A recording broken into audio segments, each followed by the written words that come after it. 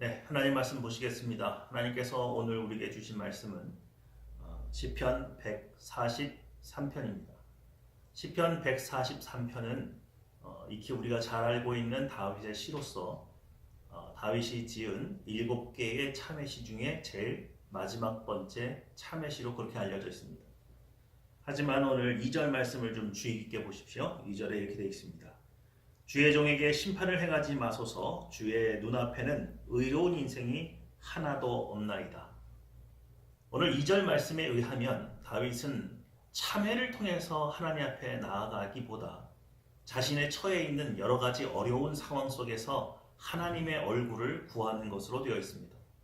그러므로 이것을 참회시의 성격이 강하다고 보기보다는 개인적인 슬픔을 노래하는 시, 애가에 보다 가깝다. 그렇게 이해하시면서 이 말씀을 좀 우리가 염두에 두었으면 좋겠습니다.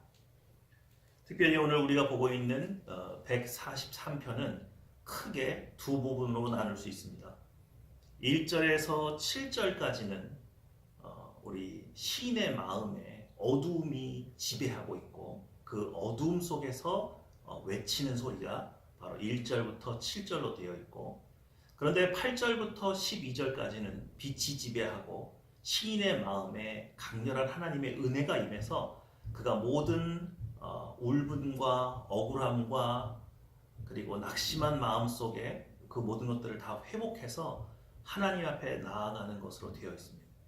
저는 이 장면을 이렇게 묘사해 보고 싶습니다. 마치 불사조가 그냥 빛을 발하기 이전에 보통 새의 모양으로 하고 있다가 갑자기 그 온몸에 불이 타면서 어둠을 찍고 밝은 세상으로 이렇게 솟구쳐 올라가는 그 모습처럼 다윗은 굉장히 어려움에 둘러싸여 있어서 자신의 처지를 굉장히 비관하고 낙담하고, 그리고 하나님조차도 나를 떠나신 것이 아닌가 그런 의심을 하고 있는 어둠 속에 있었는데, 갑자기 8절로 가면 그가 부활합니다. 그에게서 빛이 납니다. 그리고 그에게서 하나님의 은혜와 하나님의 도우심을 다시 발견할 수 있게 되고, 그가 그 모든 어려움들을 이겨낼 수 있는 큰 은혜가 이미 그에게 임했다는 것을 우리는 이 시를 통해서 확인할 수 있게 됩니다. 그러므로 오늘 말씀을 좀 더 깊이 살펴봤으면 좋겠는데요. 오늘 3절입니다. 3절 말씀에 이렇게 되어 있습니다. 내 원수가 내 영혼을 핍박하며 내 생명을 땅에 덮어서 나로 죽은 지 오래 자와 같이 나를 흑암 속에 두었습니다. 자, 이 말씀을 바른 성경으로 한번 읽어봤으면 좋겠습니다. 요즘에는 개정판도 있지만 한글로 번역된 성경들이 다르게 많이 있죠. 쉬운 성경이라든지 새번역이라든지 또 바른 성경도 그 중에 하나인데요. 특별히 바른 성경은 이 시편을 번역하는 것 가운데 굉장히 매끄럽고 자연스럽게 잘 되어 있는 것 같습니다. 3절 말씀을 바른 성경 버전으로 읽어주면 이렇게 됩니다. 원수가 나를 추격하여 내 생명을 땅에 메어치고 영원히 죽은 자처럼 나를 어둠 속에 살게 하였습니다.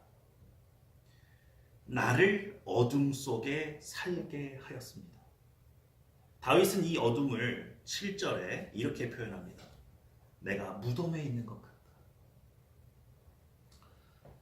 다윗의 마음속에 있는 이 어둠, 그리고 빛이 하나도 들지 않는 무덤 속에 갇혀 있는 것 같은 이 답답한 심정은 학자들은 이렇게 말을 합니다. 이 시 자체가 다윗이 압살롬에게 쫓겨나서 굉장히 어려움을 당하고 있을 때 지은 시가 아닌가 그렇게 생각을 합니다. 만약에 그렇다면 그 상황을 빗대어서 여러분들이 다윗의 심정을 좀 더 이해한다면 얼마나 억울할까요? 얼마나 답답할까요? 그죠? 그래서 굉장히 마음적으로 마음 둘 곳이 없는, 그리고 누가 나를 도와서 이 생명의 위기 속에서 나를 구원할까? 그것을 생각하면 굉장히 암담하죠. 다윗을 지금 둘러싸고 있는 이 모든 상황을 흑암에 비유하고 암흑에 비유하고 어둠에 비유하고 무덤 속에 있는 것 같다 그렇게 말합니다. 무덤 속에 아무리 살아있는 사람이 외쳐도 들어줄 사람이 없는 거죠. 오늘 다윗이 가장 힘들어하는 부분은 뭐냐면 원수가 나를 치는 거 그것도 아닙니다. 바로 이 모든 상황 속에서 하나님이 지금 내 편에 서 계시고 나를 돕고 계시고 나와 함께 계시다는 사실을 확인할 길이 없는 거예요. 그것을 무덤 속에 잠자는 것 같다. 죽은 지 오래된 시체가 무덤 속에서 가만히 있고 아무것도 밖에서 아무리 나를 도와줄 사람이 있는지 없는지 확인할 수 없죠. 무덤 속에서는. 도대체 하나님은 살아계신 건가? 나를 이대로 그냥 두시는 건가? 나는 여기서 회복될 수 있는 건가? 내 인생은 여기서 끝나는 것이 아닌가? 다윗이 느끼고 있는 이 고독과 외로움, 바로 이 싸움 안에서 하나님을 발견할 수 없는 것이 다윗은 너무너무 괴로운 겁니다. 왜 그런가 하면 다윗은 언제나 전쟁터에 나갈 때 하나님과 함께 나갔던 사람입니다. 다윗의 일생의 모든 성공의 비결은 바로 하나님이셨습니다.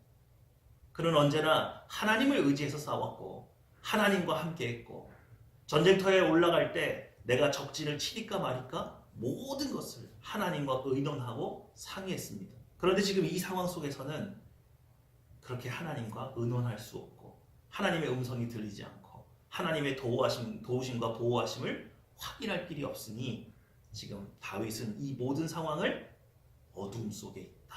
그렇게 말을 합니다.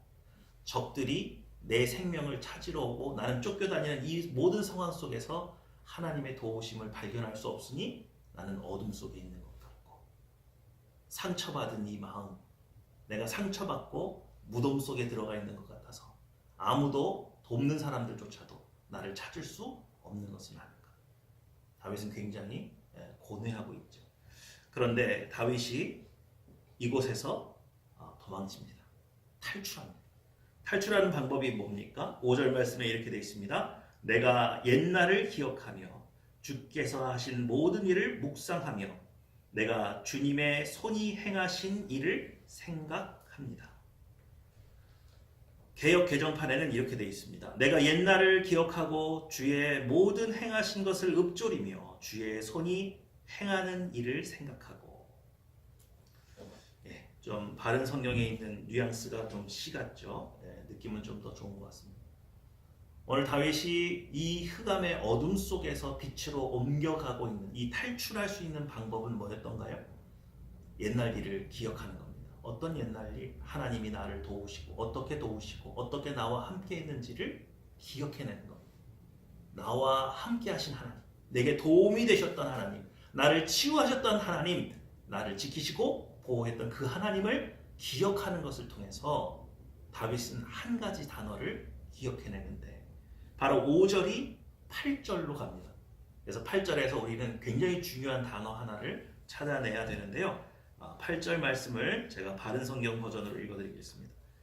아침에 내가 주의 인애를 듣게 하소서. 내가 주님을 의지합니다. 내가 가야 할 길을 보이소서. 내가 주님을 향하여 내 영혼을 듭니다. 다윗의 시편에 종종 등장하는 표현입니다. 아침에 주의 인자하심을. 그죠? 오늘 여기서 번역된 인자라고 하는 이 단어는 히브리어로 헤세드인데 헤세드는 맹세함으로 변치 않는 사랑. 그리고 그뿐만 아니라 굉장히 다양한 번역으로 번역되는 단어입니다. 자비 혹은 경건으로도 해석이 되고 인자 그리고 은혜로도 해석이 되고 여러 가지 단어로 해석이 되는데 이 헤세드라고 하는 단어에 조금 더 깊이 들어가 보면 반드시 언약이 있습니다. 그러니까 이건 사랑은 사랑인데 인자는 인자인데 자비는 자비인데 친절은 친절인데 어떤 친절이냐? 하나님께서 맹세해서 변치 않는 사랑, 변치 않는 자비, 변치 않는 친절. 하나님의 목적을 이루시기까지 하나님께서 절대로 변하지 않는 사랑의 맹세를 통해서 우리에게 전달되는 사랑입니다. 다윗은 바로 이 인자하심, 헤세드의 사랑을 기억해낸 겁니다. 그래서 어둠 속에서 기억해냈어요. 하나님은 어떤 분이신가? 신실한 분이시죠. 한 번 약속한 건 반드시 지키시는 분이죠. 그분이 내게 약속하고 맹세함으로 내게 변치 않는 사랑을 주시겠다고 했던 것을 기억해내는 거예요. 그때 다윗은 나와 함께 하신 하나님을 발견하게 됩니다. 여러분, 우리가 당황하고 경황이 없게 되면 내 주변에 있는 물건 찾지 못하고 헤매는 경우가 참 많죠. 저는 어떤 경우에 손에 핸드폰을 들고 핸드폰을 찾는 사람을 본 적이 있습니다. 마치 그런 것처럼 우리가 신앙생활을 하다가 너무 큰 일을, 경험 없는 일을 당하면 분명히 하나님은 변치 않게 우리 가운데 계신데, 우리를 돕는 자 중에 계신데 하나님의 모습을 발견하지 못해서 혹시 하나님은 나를 떠나신 게 아닌가? 하나님이 살아계시다면 어떻게 나에게 이런 일이 있을 수 있을까? 하나님의 함께 계심, 보호하심을 의심하는 경우가 있죠. 바로 다윗이 어둠 속에서 하나님을 잃어버렸습니다. 하나님이 우리를 떠나서가 아니라 내가 너무 큰 일을 당하고 정신이 없어서 하나님이 나와 함께 계심을 잊어버리거나 발견하지 못하고 불확실 속에 빠져드는 거죠. 그런데 이 단어, 헤세드라고 하는 이 단어를 통해서 다윗은 다시 정신을 차리게 되고 신앙의 중심을 다시 바로 세울 수 있게 되었고 하나님을 온전히 바라보게 되었습니다. 그래서 이 단어를 통해서, 그렇지, 변치 않는 사랑으로 나를 지켜주시고 함께 하셨던 그 하나님이 나를 떠날 리 없지, 그 믿음을 회복하니까 하나님이 지금 나와 함께 계신 것이 보여요. 바로 이겁니다. 다윗은 이 헤세드라는 단어를 통해서 하나님의 함께 계심을 발견하고 다시 새 힘을 얻습니다. 그래서 그의 마음속에서 모든 어두움이 물러가는데, 개역 개정판 성경엔 이렇게 되어 있습니다. 8절 말씀이죠. 아침에 나로 주의 인자한 말씀을 듣게 하소서. 내가 주를 의뢰함이니이다. 내가 다닐 길을 알게 하소서. 내가 내 영혼을 주께 드림이니이다.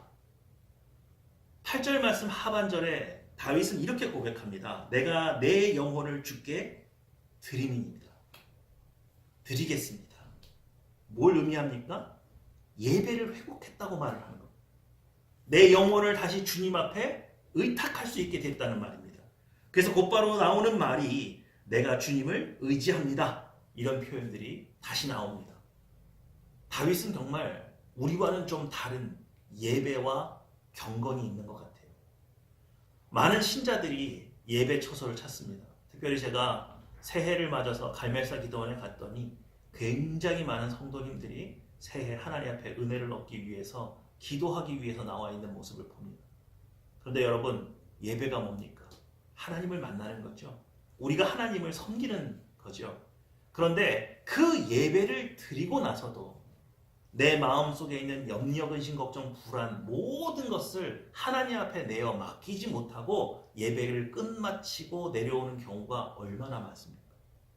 그래서 잠깐 예배 처소에 앉아있을 때는 불안한 마음이 조금 누그러들었다가 또다시 삶의 현장으로, 각박한 나의 삶의 현장으로 돌아가서 또다시 내 가슴을 부여잡고 염려, 근심, 걱정, 불안, 두려움에 빠져드는 경우가 우리 얼마나 많습니까? 오늘 다윗은 내 영혼을 주님께 드린다고 했습니다. 무엇을 의미합니까? 나의 가장 중요한 모든 것이 다 당신의 것입니다. 오늘 나에게 내 힘으로 해결할 수 없는 이 모든 문제 하나님 앞에 다 쏟아놓습니다.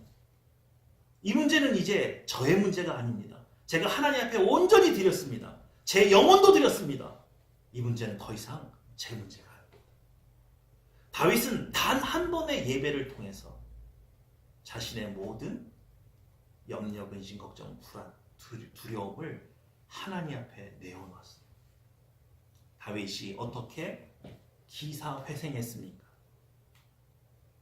아무도 나를 도울 사람이 없다고 가슴을 치며 울분을 토하던 이 사람이 방금까지 그랬는데 어떻게 이 하나님의 은혜로 나올 수 있었습니까?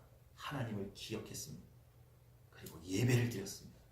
이 예배를 통해서 자신 안에 있는 모든 마음속에 있는 어두움을 내어 쫓았습니다. 단 한 번의 예배를 통해서 내 마음속에 나를 사로잡고 있던, 나를 얽매고 있던 이 모든 염려, 근심, 걱정, 불안, 두려움을 하나님 앞에 내려놓았습니다. 이게 진짜 경건의 힘이고 예배의 능력이 아니겠습니까? 오늘 여러분이 새해를 맞아서 2018년도에 얼마나 어려운 일들이 많았습니까? 그 일들은 지금도 현재 진행형일 수 있습니다. 그런데 오늘 여러분이 드리는 이 단 한 번의 예배를 통해서 2018년에 여러분을 그토록 괴롭혔던 일들을 하나님 앞에 다 내어놓고 이 일의 주관자가 더 이상 내가 아니고, 그래서 나의 능력이 없는 것이 흠이 아니고 오늘 하나님의 능력을 의지해서 이 모든 문제를 하나님 앞에 내어놓을 수만 있다면 2019년 새해는 분명히 여러분은 빛 가운데 거할 수 있을 겁니다. 하나님의 도우심이 기다리고 있을 겁니다. 더 밝은 빛을 향해서 여러분이 나아가고 있다는 사실을 분명히 깨닫고 기쁨으로 올 한 해를 감당하실 수 있을 겁니다. 하나님이 여러분과 함께 하시기를 주님의 이름으로 축원합니다.